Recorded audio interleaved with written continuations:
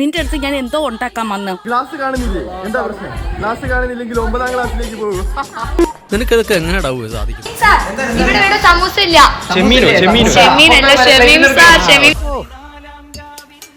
എന്താ ബാഹുബലി? എന്താ cooling glass ഒക്കെ ഉണ്ട്? ഞാനായിട്ട് പണിയെടുത്തില്ല വേണ്ട ഒരു പെട്ടി